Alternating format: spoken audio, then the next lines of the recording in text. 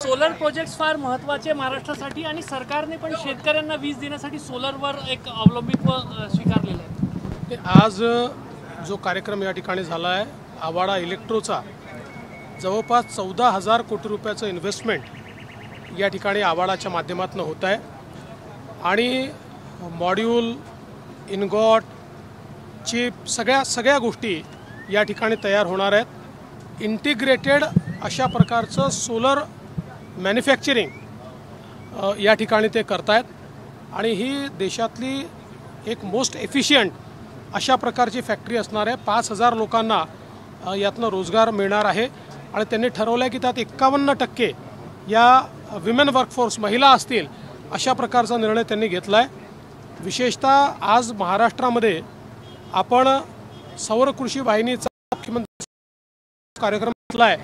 अशा कार्यक्रमाकरता याचा फार फायदा होईल कारण आतापर्यंत मॅक्सिमम गोष्टी आपण इम्पोर्ट करतो आहे, सगळ्या गोष्टी याच फॅक्टरीमध्ये बनणार असल्यामुळे आणि जे सोलर पॅनल इथे बनत आहेत ते एफिशियंट पॅनल आहेत, जागा देखील कमी लागते, त्याची एफिशियन्सी देखील जास्त आहे। त्यामुळे अतिशय महत्त्वाचं अशा प्रकारचं इन्व्हेस्टमेंट आज या ठिकाणी नागपूरमध्ये आलं। मी श्री विनीत मित्तल जे आवाडाचे प्रमुख आहेत त्यांचं मनापासून अभिनंदन करतो। आज आवाड़ा ग्रुप की ओर से इंटीग्रेटेड सोलर प्लांट का भूमि पूजन हुआ है।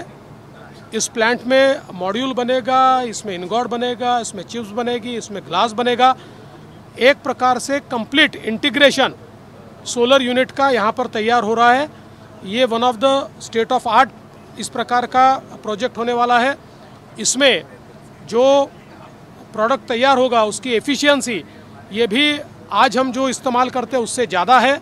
महाराष्ट्र में करीब 20,000 मेगावाट का हम लोग सोलराइजेशन का जो प्लान हमने शुरू किया है उसमें भी ये बहुत कारगर सिद्ध होगा और उन्होंने तय किया है कि अप्रैल तक निश्चित रूप से इसका प्रोडक्शन वो शुरू करेंगे।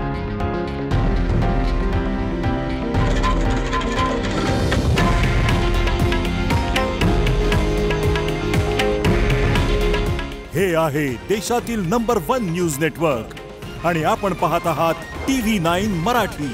काळजी तुमची, हित महाराष्ट्राचं।